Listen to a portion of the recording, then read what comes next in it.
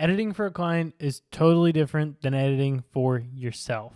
Most of the time when I'm doing an edit for somebody, I wasn't there for any of the production. They shot this entire thing. They had pre-production, they had actual on-site production, and I wasn't involved at all. So now I need to be brought up to speed to edit these things. Today we're talking the process that you can take to make this as seamless as possible and to make your life very, very easy, because you got a lot of catching up to do and you want the product to end up being what the client wants it to be. Step one, you get connected with the client that's looking for the editing work. For me, this is different agencies that I've worked with in the past who like my work and now want me to do some editing whenever maybe I've shot for them. Maybe I've done some other editing for them.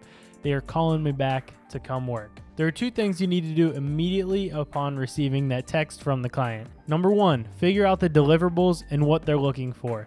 In most cases, you're not going to have a perfect list that stays the exact same throughout the entire process. You're just looking for a rough estimate here, so then you can start to talk budget, because then it gives you an idea of how much you want to charge. Now, yes, there are some cases where you're going to end up taking the project before you know the budget, or the budget's still being finalized, but you just got to feel it out then. If you've worked with a client before and they've been cool about paying you in time, they've been cool about the entire process, don't worry about it too much, because then you're not going to get screwed over.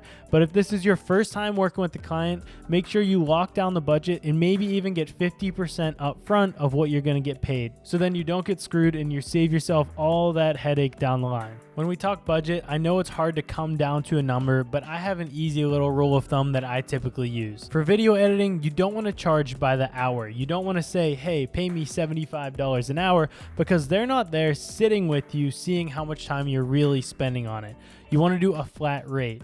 So if it's short form videos that are very simple, maybe you go with $150 per video. I know that sounds low, but recently I had a job where I was editing these simple website videos that just didn't take that long, but there were a lot of them. So it ends up adding up to about $3,000. If it's a longer project, you can think hourly, but don't tell the client you're thinking hourly. Sit there, realize what the deliverables are, and say, all right, this is probably going to take me about 20 or so hours to do. My rate is $50 an hour. So then you crunch those numbers, maybe add a little bit on top, because if you think it's going to take you 20, there's a pretty good chance it's going to take you 25. So then you end at least the $1,000 mark. Bump it up from there as you feel comfortable. Step two, you got it all finalized. Now you got to figure out where the footage is and how you're going to actually access the footage. My rule of thumb, if it's under 200 gigs, you can send me a link where I can download it. If you're a video editor, you need good Wi-Fi. You don't really have a choice. If it's above 200 gigs, you're going to have them ship you a hard drive. So just give them your address. They're going to send it over to you. It's going to make everything a lot easier, even if that means you pick it up from somebody, whatever it is. If you can keep it on that hard drive and actually get the physical copy, it's going to save you a whole lot of time when you're trying to download. I've had cases where I'm trying to download 800 gigs of footage. Download keeps failing, maybe my Wi-Fi drops out for a second, and then the whole edit is delayed because I can't access all of this footage. That's a problem, and that's an easy thing that can be solved simply by getting a physical hard drive. And have the client pay for that hard drive too. You should not have to front that cost. Step number three, and this is similar to the deliverables, but we're diving even deeper here. Figure out the project guidelines. Figure out where the project's gonna live, because then you can decide formatting. Do they like going 30 frames per second? Do they like 24 frames per second timelines? Do they want it to be 1080, 4K? Figure all these things out, because then it's less questions you have to ask down the line. If you edit the entire project in a 30 frames per second timeline and they want it to be exported in 24 frames, well, you're going to run into some problems whenever you go to export. There's going to be these little glitches in your export, and you can avoid that early if before your edit you figure out frame rates, resolutions, all of the above. Inside of this step as well, get all brand guidelines, whether that's color codes, logos, fonts, whatever they might want inside of this video. Get all those boxes checked so you're not changing those down the line.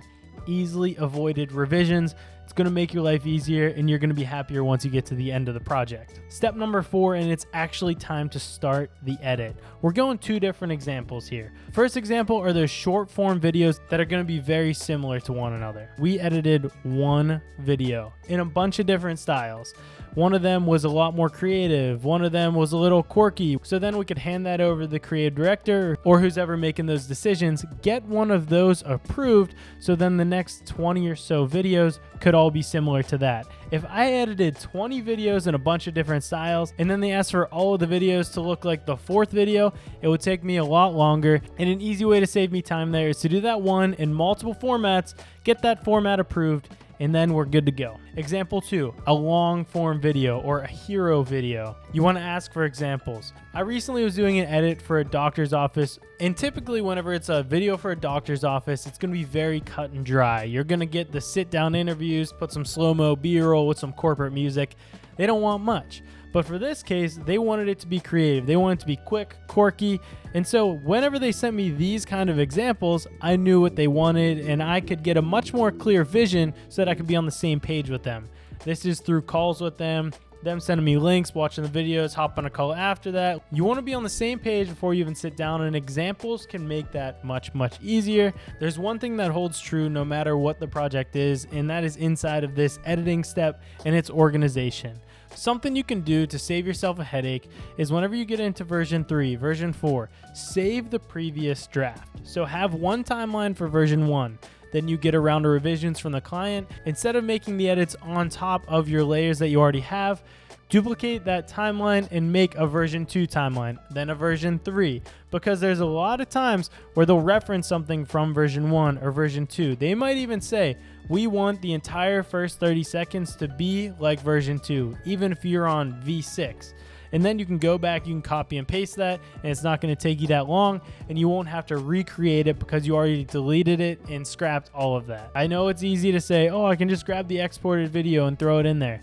Don't cut corners. If you can stay organized and avoid doing little things like that people probably won't notice, you should avoid it. When you're going through the editing process, one thing that I hear people go back and forth about is if you should put color on during that first draft. I like to put some simple color on for that first draft because if they're sending me red footage or some super flat log footage, the client doesn't really like to see whenever it is super flat and they can't really even imagine what it's going to end up looking like. I would say put on a Rec 709, add some contrast, add some saturation, and you'll be good to go and the client will be happy, and then tell them you'll get that more stylistic look if that's what they're looking for down the line. 90% of the work that I've done, they want it to look true to the eye whenever you're in there. So whenever you put that Rec 709, they probably won't even question you and ask you if there's something weird going on with the coloring. The final step is the exporting and sending. Let's say version 1's done. You finish that whole edit.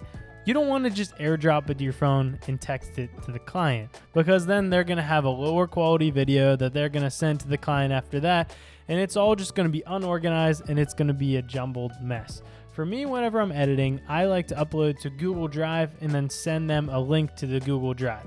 You want to make sure that you give the client the correct access so there's nothing weird there where they can't access the video or their client can't access the video. A lot of the times when I upload to Google Drive, the client will go ahead, download that, and then upload to Frame.io. The rest of it is just revisions after you send that first draft. And I would recommend you send over the revisions within 24 to 48 hours. An easy way that I've actually been able to be hired by these agencies over and over again is the fast turnarounds. Now, you still want balance, I know, and you don't want to always be on the clock, but a lot of the times the revisions seem like they're going to be a lot more than they actually are.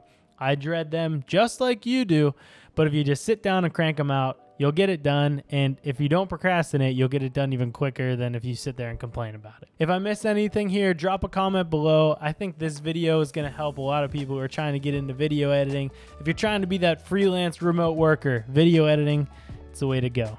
Thank you for watching. Subscribe if you're not already. Like this video as well. It helps me. Means nothing to you, but it helps me. Thanks for watching. Peace.